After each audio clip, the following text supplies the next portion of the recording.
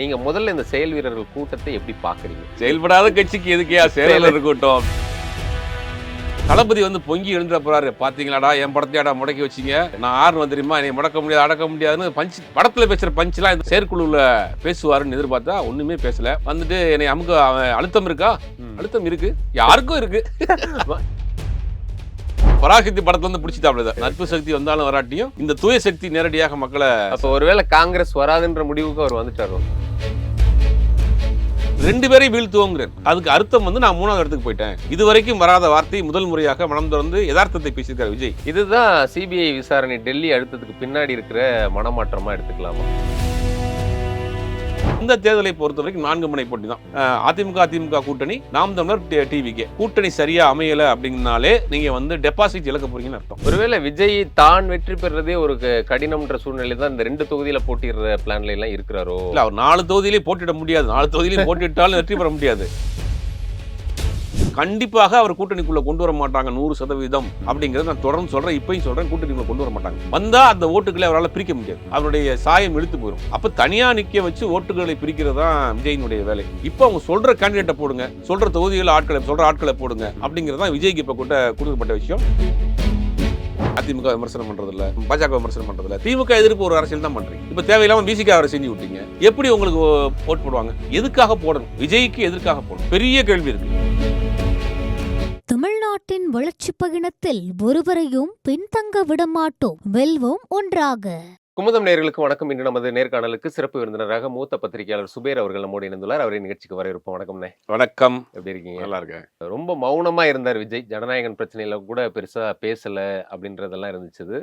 ஈரோடு பொதுக்கூட்டத்துக்கு பிறகு வெளியிலே வரலன்னும் போது நேற்றைக்கு தாவேகாவுடைய செயல் வீரர்கள் கூட்டம் வெகு சிறப்பா நடத்தி முடிச்சிருக்காங்க. அதுல பலரும் பல விஷயங்களை பேசியிருக்காங்க. நீங்க முதல்ல இந்த செயல் வீரர்கள் கூட்டத்தை எப்படி பாக்குறீங்க? இல்ல, செயல் வீரர் கூட்டத்தை என் மைண்ட்ல ஒன்று தோணுச்சு. நான் ஒரு பதிவு போட்டிருந்தேன், செயல்படாத கட்சிக்கு எதுக்கையா செயலர் கூட்டம் அப்படின்னு. சரி ரைட்டு, அவங்க ஒரு கட்சி ஆசைப்பட்டு ஆரம்பிச்சிட்டாங்க. சரி ஏதாவது பண்ணட்டும் அப்படின்னு பாக்குறப்ப அந்த செயல் வீரர் கூட்டத்துல எனக்கு தெரிஞ்சு ஓரளவுக்கு ஒர்த்தா பேசின ஒரே அர்த்தம் ராஞ்சில் சம்பத் தான். ஓகே, அவரு சம்பந்தம் இல்லாத இடத்துல இருக்காருன்னு நினைக்கிறேன் அவரு. ஆமா, அன்னைக்கு நேற்று வந்து பாத்தீங்கன்னா அந்த மொழிப்போர் தியாகியுடைய நாள் அப்படிங்கிறனால அதை பத்தின வரலாறு, மொழி சிதைந்தால் என்ன ஆகும் அப்படிங்கிற டீட்டெயிலாம் பேசியிருந்தா. அப்படி இவங்க பூரா விசில் ஊதிக்கிட்டே இருந்தானுங்க. அதனால வந்து அடுத்த வருஷம் ஒருத்தரா செங்கோட்டையன் பேசிட்டா, அப்ப நம்ம நேரடியாக மக்கள்கிட்ட போனோம், நீங்க வயசானவங்க முன்னாடி விசில ஊதிடாதீங்க, இந்த பால்வாடி பிள்ளைங்களுக்கு கிளாஸ் எடுக்கிற மாதிரி சொல்லிட்டு இருக்காப்ல. அப்புறம் ஆதவ அர்ஜுனா வந்தாரு, 20 பேர் தான் இருக்காருன்னு விசிகாவை சீண்டி விட்டாரு. நைட் இருந்து விசிகா அட்டாக் பண்ண ஆரம்பிச்சிட்டாங்க. அவர் பேசி முடிச்சுட்டு போயிட்டாரு. ஹைலைட்டாக கட்சியினுடைய பொதுச் செயலாளர் தளபதி வந்து 4 தொகுதியில போட்டிடுவாரு, சட்டத்துல இடம் இருக்குன்னு போயிட்டாப்ல. 4 தொகுதியில ஜெயலலிதா 4 தொகுதியில போட்டிட்டாங்க அப்படின்னு. அவங்க போட்டிட்டது 2 தொகுதி தான், 2 ரிஜெக்ட் ஆகி போச்சு. 4 தொகுதியில போட்டிட்டாங்க. நான் 4 தொகுதியில போட முடியாது, 2 தொகுதியா கொடுத்தாங்க. அப்ப இவர் வந்து ஒரு சட்டமன்ற உறுப்பினராக ஒருவர் 2 தொகுதிக்கு மேல போட்டி போட முடியாதுங்கிற அந்த அடிப்படை உண்மை கூட தெரியல. சரி, அடிப்படை அறிவு கூட தெரியலன்னு வச்சுக்கோங்களேன். அது கூட இல்லாம ஒரு கட்சியுடைய ஒரு பொதுச் செயலராக இருக்காரு. அது நேற்று சோசியல் மீடியா முழுவதும் அதை வச்சு ஓடிட்டு இருக்கு. சரி, கட்சியில பொதுச் செயலாளரு, அப்புறம் அந்த கொள்கை பரப்பு செயலாளரு, இவங்க தான் அப்படி பேசுறாங்க.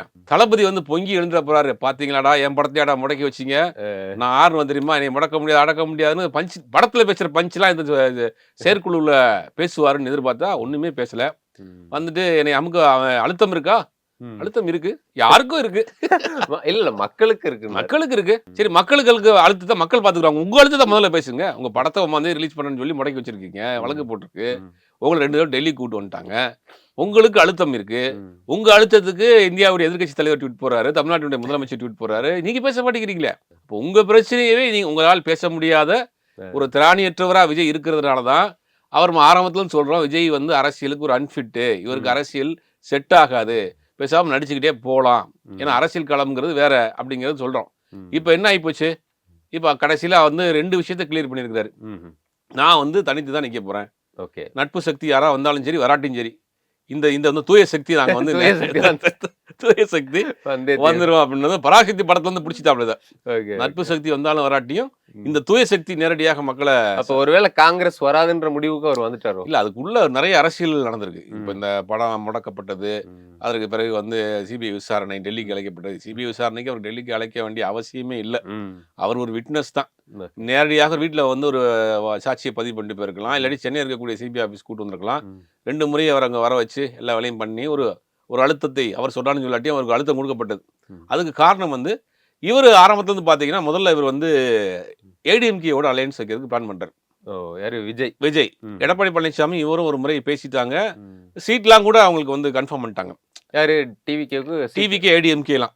அதிமுக கூட்டணிக்கு பிஜேபி கூட்டணிக்கு வராதுக்கு முன்னாடி ஃபிக்ஸ் பண்ணிட்டாங்க. 2 பேரும் ஒரு முறை சந்தித்ததாக கூட ஒரு தகவல். அப்ப அந்த செய்தி பரப்ப சொல்றது ஒரு வருஷத்துக்கு முன்னாடி, அதாவது மாநாடு எல்லாம் முடிஞ்ச உடனே, முதல் மாநாடு எல்லாம் முடிஞ்சதுக்கு பிறகு TVK ADMK alliance confirm. Vijay deputy CM, 2 minister, முக்கியமான இலாக்காவுக்கு 2 அமைச்சர்கள், 60 தொகுதி அப்படிங்கறத பேசி முடிச்சிட்டாங்க. இது மேலிடத்துல இருக்கக்கூடிய ஒரு ஓனருக்கு தெரிஞ்சு போச்சு. அதிமுக ஒரிஜினல் ஓனருக்கு தெரிஞ்ச உடனே நேரா வந்து நான் ஓனரா, இப்ப நீங்க முடிவெடுத்தா என்ன அர்த்தம் அப்படின்ட்டு அவங்கள வந்து கரெக்டா முடிச்சு 6 மாசத்துக்கு முன்னாடியே 6-7 மாசத்துக்கு முன்னாடியே அந்த கூட்டணியை அவங்க லாக் பண்றாங்க. லாக் பண்ணி அபிஷியலா அதை பிக்ஸ் பண்றாங்க. அதுக்கு பிறகு விஜய்க்கு வேற வாய்ப்பு இல்லாம என்ன பண்ணா கடைசி வரைக்கும் பாக்குறாரு, எப்படியாவது அதிமுக தன் பக்கம் வந்துரும் அப்படின்னு ட்ரை பண்றாங்க. 2 பக்கமே ஏதாவது ஒரு சாக்க சொல்லி கழட்டிட்டு போயிருவோம் அப்படின்னு முடியவே இல்லை. அவங்க கன்ஃபார்ம் பண்ணி லாக் பண்ணிட்டாங்க. அப்புறம் அடுத்த ஆப்ஷன் அவங்க வந்து காங்கிரஸ் நினைக்கிறாங்க. காங்கிரஸ்ல சிலருக்கு வந்து அந்த வேலைகளை செய்யறாங்க. ராகுல் காந்தி முதல்ல இந்த உள்ள லோக்கல்ல காங்கிரஸ் ஆட்கள் பேச விஷயம் கொஞ்சம் கொஞ்சமா ட்ரை பண்ணி போய் ராகுல் காந்தி வரைக்கும் போய் ராகுல் காந்தியை மண்டையை கழுவக்கூடிய அளவுக்கு போயிட்டாங்க. உங்களுக்கு பார்த்தீங்கன்னா விஜயை கொண்டு போனால் நம்ம காங்கிரஸ் வந்து கேரளாவில் ஈஸியாக ஜெயிச்சிடலாம், பாண்டிச்சேரியில் நம்ம ஆட்சி அமைச்சிடலாம், 3 மாநிலத்துக்கு நம்ம வந்து 2 மாநிலத்தில் முதலமைச்சர், 1 மாநிலத்தில் வந்து ஆட்சியில் பங்கு, ஒரு பெரிய ஆஃபரா இருக்கு, பெரிய செல்வாக்கு இருக்கு அப்படின்னு ராகுல் காந்தி தமிழ்நாடு அரசியலை பொறுத்த வரைக்கும் யார் சொல்றது கேட்க தான் செய்வாங்க தேசிய கட்சிகள். அப்போ கொஞ்சம் கொஞ்சமா அவரை டியூன் பண்ணி என்ன பண்றாங்கன்னா விஜயோட பேச வைக்கிறாங்க. வலுக்கட்டாயமா இந்த இப்ப கல்யாண வீட்டுல பொண்ணு மாப்பிள்ள பார்க்க போனீங்கன்னு வச்சுங்களேன், பொண்ணை வந்து சிவி சிங்காரிச்சு என்ன பண்ணுவாங்கன்னா மாமா பிள்ளை அத்தை பிள்ளைய கொண்டு வந்து கல்யாண வீட்டுல காட்டுவாங்க, ஃபங்க்ஷன்ல காட்டுவாங்க. இந்த பொண்ணு பாத்தீங்களா நம்ம அடுத்து இதுதான் கல்யாணம் பண்ண போறோம் அப்படிங்கிற மாதிரி கொஞ்சம் கொஞ்சமா வந்து மோல்டு பண்ணி ராகுலை வந்து அந்த அந்த மனநிலைக்கு கொண்டு போயிட்டாங்க. நம்ம மாணிக் தாக்கூர் பேசினதோ பிரவீன் சக்கரவர்த்தி பேசினதோலாம் அரசியல் இல்லாமலாம் இல்ல, ராகுல் காந்தியுடைய நாலேஜ் இல்லாமல் எல்லாம் பேசி அந்த அளவுக்கு போயிட்டாங்க. ஒரு கட்டத்துல அவங்க வந்து கூட்டணி அப்படிங்கிற நிலைமைக்கு போறப்பதான் இது வந்து காங்கிரஸ் பிஜேபி வந்து திருப்பி விஜயை கையில் எடுக்கிறாங்க. ஒருவேளை காங்கிரஸ் டிவிகே இன்னும் சில கட்சிகள் போனா ஒரு மெயினான ஒரு ஃபோர்ஸ் ஆயிரும். அப்ப இவர் சொல்ற மாதிரியே டிவிகே டிஎம்கேங்கிற மாதிரி போச்சுன்னா நம்ம 3வது இடத்துக்கு போயிடுவோம். ஆல்ரெடி அதிமுக காலி பண்ணிட்டு இருக்காரு, அதிமுக நிர்வாகிகள் பூரா பழக்கம் போயிட்டு இருக்காரு. எம்ஜிஆர் நான் தான் சொல்லிட்டு இருக்காரு, எம்ஜிஆர் பேசுறது ஜெயலலிதா பேசுறது தீய சக்திங்கிறாரு, அந்த ஓட்டை பிரிக்கிறார். நம்ம கூட்டில் இருக்க கட்சி பலகீனமா போயிட்டு இருக்கு. இதோட சேர்த்து காங்கிரஸ் சேர்த்தா காங்கிரஸ் இந்தியா இல்லாத காங்கிரஸ்ங்கிறது அவங்க நோக்கம். இதோட சேர்த்து காங்கிரஸுக்கு இவர் வந்து ஒரு உயிர் கொடுக்குற மாதிரி இருக்கு, இதை பிளாக் பண்ணணும்னு ஒரு முடிவு பண்றாங்க. கூட்டு அந்த பேச்சுவார்த்தைகள் அந்த அழுத்தம்லாம் நடந்து முடிஞ்சதுக்கு பிறகு இப்போ முடிஞ்சிருச்சு. அநேகமாக அடுத்த மாசம் படம் ரிலீஸ் ஆயிரும். படம் 100% படம் ரிலீஸ் ஆயிரும். பேசி அவர் முடிச்சுட்டாரு. அவர் சொன்ன கண்டிஷன்ஸ் ஒத்துக்கிட்டாங்க. காங்கிரஸோடு கூட்டி வைக்க கூடாது, நாங்க சொல்ற கேண்டிடேட்டை போடுங்க, நாங்க சொல்ற கேண்டிடேட்டை போடுங்க, பாஜகவையும் அதிமுகவையும் கொஞ்சம் எதிர்த்து பேசுங்க, அப்பதான் திமுக ஓட்டு உங்களுக்கு கன்சிடர் ஆகும் அப்படிங்கிற ஒரு நிலையை அவங்க கொடுக்கப்பட்ட ஒரு அஜெண்டா. அது பேசி முடிச்சுட்டாங்க. இப்போ அதை நோக்கி தான் அவர் அந்த நேற்று பேசினதுல நான் தனிச்சு தான் நிக்க போறேன், நட்பு சக்தி வந்தாலும் வராட்டி நான் தனிச்சு தான் நிக்க. அதனாலதான் அதிமுக பாஜகவை என்னமோ கொஞ்சம் எதிர்த்து பேசுவார். நேத்து டச் பண்ணதுக்கு காரணமே அதான், லைட்டா டச் பண்ணாரு, அவங்களும் திருப்பி அட்டாக் பண்ண ஆரம்பிச்சிட்டாங்க. இப்ப இது எல்லாமே வந்து ஒரு டிராமா தான். இது எல்லாமே இவ்வளவு நாள் பேசாம இருந்தவர் ஏன் இப்ப பேசுறாரு? தேர்தலுக்கு ஒரு 3 மாசத்துக்கு முன்னாடி அதிமுக டச் பண்ண வேண்டிய அவசியம் இருக்கு, அது மேலோட்டமா தான் பண்றாரு. அப்ப இது வந்து நீங்க அதிமுகவையும் பாஜகவையும் டச் பண்ணாதான் உங்களுக்கு திமுகவுக்கு போற ஓட்டு இங்க வரும். இப்ப திமுக எதிர்ப்பை பேசினார்னா திமுக ஆல்ரெடி போட்டுட்டு இருக்கோம், எப்படி திமுக விட்டு வெளியே வருவான்? இப்ப அந்த அரசியல கை எடுக்கிறார் விஜய். நானும் வந்து எதிர்ப்பானல் தான், பாஜகவுக்கு எதிரி தான், அதிமுகவுக்கு நானும் எதிரி, எனக்கு ஓட்டு போடுங்க அப்படிங்கறதான் இவருடைய நரேஷன். ஆனா இவருடைய ராஜதந்திரங்கள் அத்தனையும் வீணாகி விட்டதுங்கிறதா உண்மை. தமிழ்நாட்டு அரசியலை பொறுத்த வரைக்கும் கடந்த 50 ஆண்டுகள்ல நம்ம எடுத்து பார்த்தோம்னா, ரெக்கார்ட் பார்த்தோம்னா, அண்ணாவே வந்து கூட்டணியோட தான் போட்டி போடுறாரு. ஆமா ஆமா, அண்ணா வந்து ராஜாஜியோட எதிர்நிலையாக கருத்து இருந்தாலும் கூட ராஜாஜியோட கை கோர்க்கிறாரு. கம்யூனிஸ்டுகள் முஸ்லீம் லீக் கூட தான் அன்னைக்கு போட்டி போடுறாரு, அண்ணா ஜெயிக்கிறாரு. அதே மாதிரி 77ல வந்து அன்னைக்கும் வந்து எம்ஜிஆருமே கூட்டணியோட தான் இருக்காரு. 2 கம்யூனிஸ்ட்ல ஒரு கம்யூனிஸ்ட், அப்புறம் ஃபார்வர்ட் பிளாக், முஸ்லீம் லீக், இந்த கூட்டணியோட தான் அன்னைக்கு எம்ஜிஆரும் போறாரு. அப்ப கூட்டணி பலம் இல்லாமல் தமிழ்நாட்டில் யாரும் வெற்றி பெற்றதாக கடந்த 50 வருடம் வரலாறே இல்லை. இதுக்கு தான் அவங்க இப்போ வந்து 77 விட்டுட்டு 2016க்கு போயிட்டதை கவனிச்சிங்களா? டைம் மிஷின்ல டிராவல் பண்ணாரு ஆதவ அர்ஜுனா. 2016 இன்னொரு சம்பவம் இருக்கு. அதுல என்ன சொல்றாருன்னா, ஜெயலலிதா எப்படி தனியா நின்னு மக்கள் நல கூட்டணியும் திமுகவையும் வீழ்த்தினாங்களோ அது மாதிரி நாம தலைவர் வந்து தாவேக்கா தனிச்சு நின்று 234லயும், அதாவது அதிமுக கூட்டணியும் திமுக கூட்டணியும், அது சீமானல பேர்லாம் கூட சொல்லல, அந்த அளவுக்குலாம் இல்லை, அப்படியே நாங்க வந்து ஆட்சியை பிடிச்சிருன்ற மாதிரி ஒன்று பேசியிருக்காங்க. இதை எப்படி பாக்குறீங்க? 2016ல அதிமுக திமுக தனித்தனியா நிக்குது. திமுக கூட்டணியில காங்கிரஸ் இருக்கு. அதிமுக கூட்டணியில சில சின்ன கட்சிகள் சேர்த்துக்கிறாங்க. மூணாவது அணியாக இவங்க மக்கள் நல கூட்டணி ஒன்று வெளியே போறாங்க. கம்யூனிஸ்ட், காங்கிரஸ், விசிக, மதிமுக, தமிழ் மாநில காங்கிரஸ், தேமுதிக ஒரு அணியா போயிடுறாங்க. அப்ப அந்த தேர்தலில் அதிமுக திமுக டிஃபரன்சியேஷன் பார்த்தா ஒரே 1% தான். 2016ல அதிமுக ஆட்சி அமைச்சது. அதிமுகவுக்கும் திமுகவுக்கும் வித்தியாசம் ஒரே 1%. அப்ப ரெண்டு கட்சியும் ஆல்ரெடி சமபலத்தில் உள்ள கட்சி. நீங்க யாரு? அதிமுகவும் திமுகவும் சமபலத்தில் இருக்கிறாங்க. அன்னைக்கு கலைஞர் இருக்கிறாரு, ஜெயலலிதா இருக்கிறாங்க. ரெண்டு பேருக்கும் தனிப்பட்ட செல்வாக்கு இருக்கு. அந்த கட்சிக்கு ஓட் பேங்க் இருக்குல்ல, அதை அவங்க ப்ரூஃப் பண்ணாங்க. ரெண்டு கட்சிக்கு ஈக்குவலா இருக்கிறோம், 1% தான் வித்தியாசம். ஆனா இவங்களோட நிலைமை மக்கள் நல கூட்டணி தான் இவங்களோட நிலைமை. மக்கள் நல கூட்டணியில கம்யூனிஸ்ட் அப்பயும் ஒரு 4 முனை போட்டியா தான் இருந்துச்சு. அப்ப பாமகவும் மாற்ற முன்னேற்ற அன்புமணின்னு அவங்க ஒரு பக்கம் தனியா நின்னாங்க, மக்கள் நல கூட்டணி. இப்ப வந்து அந்த இடத்துல சீமான் கொஞ்சம் தனிச்சுன்னு சொல்லலாம். அந்த கணக்குப்படி பார்த்தா முதன்மை சக்தியா இருக்கு. மூன்றாவது அணிலாம் அவங்க எப்பயுமே சொல்றது இல்ல, அவங்க சொல்லிக்கிறது கிளைம் பண்றது இல்ல. இதுல நம்ம தெளிவா இன்னைக்கு நேற்று சொன்னதுல ஒரு விஷயத்தை நம்ம புரிஞ்சுக்கலாம். விஜய் மனச்சோர்வில் இருக்கிறாருங்கிறது மட்டும் தெரியும். என்ன சொல்றாரு இது வரைக்கும்? என்ன சொன்னார்? திமுக, தாவேகா, டிஎம்கே, டிவிகே இந்த ரெண்டுக்குள்ளதான் போட்டி, மிச்சம் யாருமே களத்துல இல்ல. களத்துல தான் பத்தி நாங்க எங்க பேசணும். நேத்துக்கு அப்படி எதுவுமே சொல்லல. அதற்கான நேத்து வந்து அவர் 3வது இடத்துல இருக்குங்கிறத ஒத்துக்கிட்டாரு. நான் 3வது இடத்துக்கு போயிட்டேங்கிறத ஒத்துக்கிட்டாரு. களத்தில் திமுக கூட்டணி அதிமுக கூட்டணியும் களத்தில் இருக்கு, ரெண்டு பேரையும் வீழ்த்துவோங்கிறார். அதுக்கு அர்த்தம் வந்து நான் 3வது இடத்துக்கு போயிட்டேன். இதுவரைக்கும் வராத வார்த்தை முதல் முறையாக மனம் திறந்து யதார்த்தத்தை பேசியிருக்காரு விஜய். இதுதான் சிபிஐ விசாரணை டெல்லி அடுத்ததுக்கு பின்னாடி இருக்கிற மனமாற்றமா எடுத்துக்கலாமா? ஆமா, கண்டிப்பாக. நீங்க நாங்க சொல்ற கேண்டிடேட்டை போடுங்க. நாங்க இப்ப உதாரணத்துக்கு எடுத்துங்களேன். ஒரு தொகுதியில இப்ப கம்பம் சட்டமன்ற தொகுதின்னு வச்சுக்கோங்க. கம்பம் சட்டமன்ற தொகுதியில திமுக ஒரு கம்யூனிட்டியில தேவர், கவுண்டர், ரெண்டு சமூக வாக்குகள் தான் கேண்டிடேட் மாறி மாறி போடுவாங்க. இப்போ முஸ்லீம்கள் ஓட்டு அவங்க கணிசமா இருக்கு. அப்ப என்ன பண்ணுவாங்கன்னா, இந்த முஸ்லீம்கள் ஓட்டை கணிசமா பிரிக்கிறதுக்கு என்ன பண்ணுவோம், நான் சொல்ற கேண்டிடேட் அங்க போடுவாங்க. அப்ப விஜய் நாம் தமிழர் பண்ண வேலையை இவர் பண்ணுவார். போன முறை மக்கள் நீதி மையம் பண்ண கொங்கு பகுதியில் வாஷ் அவுட் ஆனது திமுகவுக்கு காரணம் மக்கள் நீதி மையம். வானதி சீனிவாசன் ஜெயிச்சதுக்கு கமலஹாசன் காரணம். அப்படி அந்த மாதிரி ஓட்டுகளை பறிப்பாங்க. இந்த வேலையை இந்த வட்டம் இவர் கொடுத்துருக்காங்க. நாங்க சொல்ற கேண்டிடேட் சொல்ற இடத்துல போடுங்க, சொல்ற கம்யூனிட்டியில போடுங்க, அந்த மாதிரி அவருக்கு ஒரு அசைன்மெண்ட். காங்கிரஸ் கூட கூட்டணி சேராதீங்க, தனியா நீங்க இருங்க, நாங்க உங்களை பாத்துக்கிறோங்கிற மாதிரி அவங்க ஒரு அசைன்மெண்ட் கொடுத்துருக்காங்க. அதை நோக்கி தான் வந்திருக்கிறாரு. இதை நோக்கி தான் போறாரு. ஆல்மோஸ்ட் இப்ப தமிழ்நாட்டில் எல்லா கட்சிகளும் கூட்டணி முடிஞ்சிருச்சு. இவர் போறாரு. இப்ப நேத்து பேசினதுல நமக்கு புரிஞ்சுக்கிட்ட விஷயம் என்னன்னா, அவர் இப்பதான் யதார்த்த நிலைக்கு வந்திருக்காரு. அவருடைய அந்த கனவுலக ட்ரீம் லைஃப்ல இருந்து இறங்கி கீழே வந்து நம்ம 3வது இடத்துல தான் இருக்கிறோம். நமக்கும் என்டிகேவும் தான் போட்டி, நாம் தமிழருக்கும் நமக்கும் தான் போட்டி. நாம் தமிழர் 8% வச்சிருக்கு. இந்த ரெண்டு கட்சியும் தலா 25-30% ஓட்டு வச்சிருக்கு. எப்படியா இருந்தாலும் அந்த கட்சிக்கான ஓட் பேங்க் இருக்கு. இப்ப நமக்கு இப்பதான் ஸ்டார்ட் பண்ண போறோம் அப்படிங்கிற முடிவுக்கு வந்துட்டாரு. இந்த தேர்தலை பொறுத்த வரைக்கும் 4 முனை போட்டி தான். அதிமுக கூட்டணி, நாம் தமிழர், டிவிகே 4 முனை போட்டி. கூட்டணி சரியா அமையல அப்படிங்கனாலே நீங்க வந்து டெபாசிட் இழக்க போறீங்கன்னு அர்த்தம். கண்டிப்பாக இந்த முறை டெபாசிட் இழக்க போறார் அரசியலில் விஜய் அப்படிங்கிறது 100% உண்மை. ஏன்னா ஜெயிக்கிற கூட்டணிக்கு போடுவோங்கிற ஒரு மனநிலை, கூட்டணி பலத்தை பார்த்து போடுறது ஒரு மனநிலை, இந்த ரெண்டும் வந்து பொதுவாகவே இருக்கும். அது இல்லாம அந்த கட்சிகளுக்கான பேஸ் ஓட் பேங்க் இதெல்லாம் கால்குலேட் பண்ணி பாக்குறப்ப ரெண்டு கட்சிகள் தான் இன்னைக்கு களத்துல முன்ன பின்ன இருக்கு. அப்படிங்கும் போது இவங்க நாம் தமிழரை பொறுத்த வரைக்கும் 8% வச்சிருக்காங்க. கூடுதா குறையுதான்னு தெரியாது. பட் டிவிகே பொறுத்த வரைக்கும் ஒரு பலவான ஒரு அணி இல்ல, அனுபவம் வாய்ந்த ஆட்கள் இல்ல.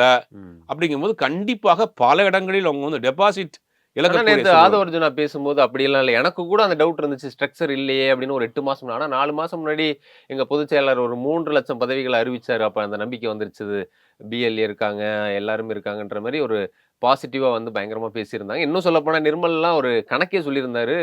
உங்களுக்கு அது எப்படி அதிர்ச்சியா இருந்திருக்கலாம். எவ்வளோ ஒரு சிம்பிளா ஒரு சர்வே. அது எப்படின்னா, ரேஷன் கார்டு தமிழ்நாட்டில் எவ்வளோ இருக்கு?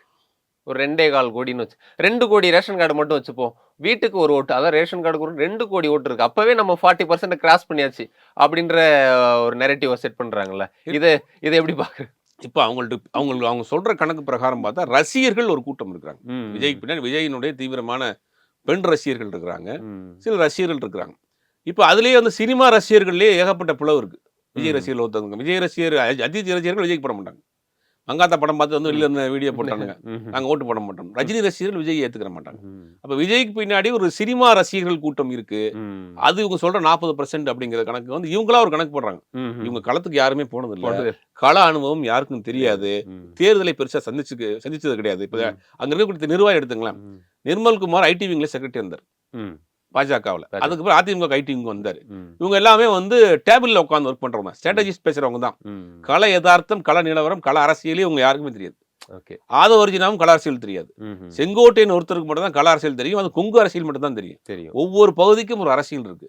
அப்ப இவங்க எந்த கால்குலேஷன் 40% பண்ணாங்க, எங்க போய் பார்த்தாங்க, எந்த களத்துல போய் பார்த்தாங்க? உதாரணத்துக்கு ஒரு ஏரியாக்குள்ள போறீங்கன்னா அதிமுக திமுக ரெண்டு பேருமே அங்க ஸ்ட்ராங்கா இருப்பான்.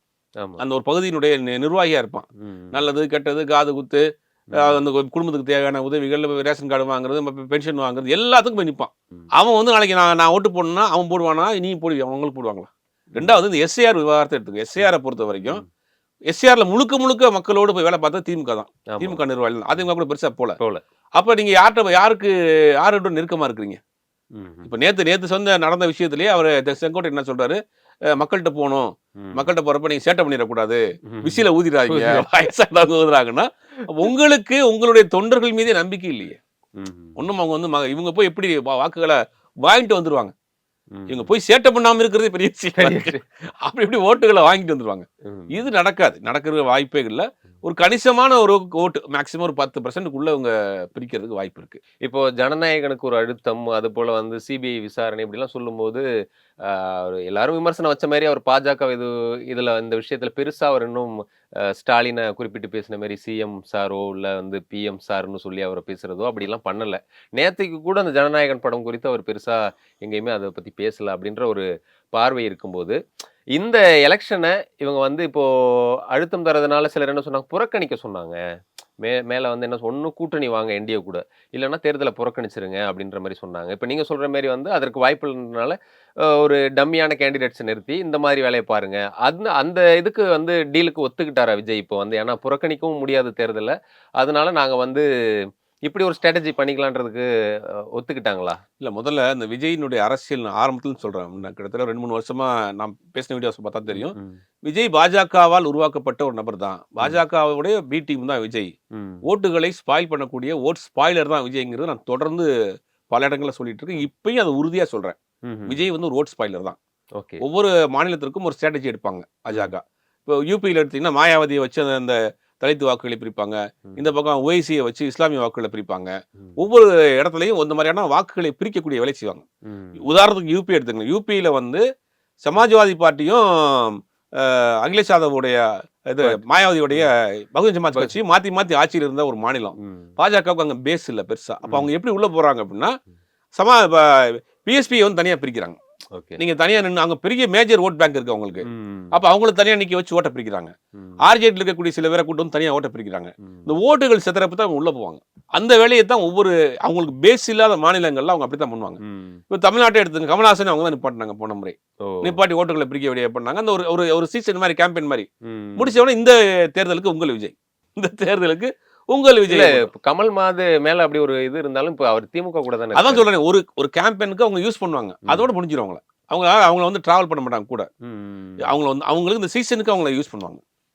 அதே மாதிரி விஜயை பொறுத்த வரைக்கும் இந்த தேர்தலில் அவங்க பயன்படுத்தணும்னு நினைக்கிறாங்க. ஆனா விஜய் வெளியில வந்தது பிறகு என்ன ஆச்சுன்னா, அவர் வந்து என்ன நினைச்சாங்கன்னா, சிறுபான்மை வாக்கள் அவருடைய அரசியல் களம்லாம் பாத்தீங்கன்னு வச்சுங்களேன், அந்த சர்க்கிள்குள்ள தான் பண்ணுவார். அம்பேத்கர் போட்டோ வச்சுக்குவாரு, ஒரு புர்கா போட்ட பொண்ணை பக்கத்துல வச்சுக்குவாரு, நோம்பு கஞ்சி குடிக்கிறதுக்கு போவாரு. இந்த அரசியல், இந்த ஃப்ரேம்குள்ள அரசியலே பண்ணுவாரு. அதை தாண்டி போக மாட்டார். கொள்கை தலைவரும் அந்த மாதிரியான நாட்கள் தான் வச்சுக்குவாரு. அப்ப இந்த ஓட்டுகளை நீங்க பிரிக்கணும். இதான் திமுகவுக்கு போற ஓட்டு சாலிடா, இதை நீங்க பிரிக்கணும். அப்ப இதை வச்சு விஜய் பண்றாங்க. அப்ப விஜய் என்ன பண்றாருன்னா, வெளியில வந்துட்டு விஜய் வந்து எம்ஜிஆர் அரசியல் பண்ண ஆரம்பிச்சிட்டாரு, ஜெயலலிதா அரசியல் பண்ண ஆரம்பிச்சாரு, அதிமுக அரசியல கை எடுக்க ஆரம்பிச்சாரு. அது ராங் ரூட்ல போய் என்ன ஆயிடுச்சுன்னா, இவங்க கூட்டணிக்கு அதுக்கு வந்து பாதிப்பாகி போச்சு, சேதாரமாயி போச்சு. சேதாரமானவனே ஒரு கட்டத்துக்கு மேல விஜய்க்கு என்ன ஒரு தாட் வந்துருச்சுன்னா, நம்ம ஒரு மாஸ் ஹீரோ போல, மாஸ் லீடர் போல, நம்ம தனியா ஒரு ட்ராக்கை போடலான்னு தான் இவர் காங்கிரஸோட டீலிங் போறாரு. காங்கிரஸோட டீலிங் போட்ட பிறகு தான் அவங்க மேல இருந்து அங்கிருந்து வந்தாங்க. காங்கிரஸோட ஒரு டீலிங் போட்டாரு, அதிமுக கூட ஒரு டீலிங் போடுறாரு. இது எல்லாமே தன் கை மீறி போயிடாரோ, நம்மளால உருவாக்கப்பட்டவர் நம்ம கையை மீறி போயிடுவார் போல அப்படின்ற பிறகு தான் ஜனநாயகம் ஒரு செக்க போடுறாங்க. அதுக்கு பிறகுதான் வழி கொண்டு வராங்க. இப்ப நாங்க என்ன செய்யணும் அப்படின்னு நாங்க சொல்ற வேலை செய்யுங்க. கண்டிப்பாக அவர் கூட்டணிக்குள்ள கொண்டு வர மாட்டாங்க 100% அப்படிங்கறத நான் தொடர்ந்து சொல்றேன். இப்பயும் சொல்றேன், கூட்டணிக்குள்ள கொண்டு வர மாட்டாங்க. வந்தா அந்த ஓட்டுகளை அவரால் பிரிக்க முடியாது, அவருடைய சாயம் இழுத்து போயிடும். அப்ப தனியா நிக்க வச்சு ஓட்டுகளை பிரிக்கிறது தான் விஜயினுடைய வேலை. இப்ப அவங்க சொல்ற கேண்டிடேட்டை போடுங்க, சொல்ற தொகுதிகள் ஆட்களை போடுங்க அப்படிங்கறதான் விஜய்க்கு இப்ப கொடுக்கப்பட்ட விஷயம். அதைத்தான் நேற்று அவர் தெளிவா சொல்லியிருக்காரு, நாங்க தனியா தான் நிக்க போறேன் அப்படிங்கிறாரு. இப்போ வரைக்கும் பாஜக ஒரு விமர்சிக்க மாட்டேங்குது. நேற்று பேச வேண்டிய விஷயம் உண்மையாகவே ஒரு அரசியல் கட்சியாக இருந்தா என்னத்த பேசி இருக்கணும் அப்படின்னா, ஓட்டு திருட்டுங்கிறாரு, ஒரு விஷயத்த சொல்றாரு, கள்ள ஓட்டு போட்டுருவாங்கன்றாரு. எந்த காலத்துல இருக்கிறாருன்னு தெரியல.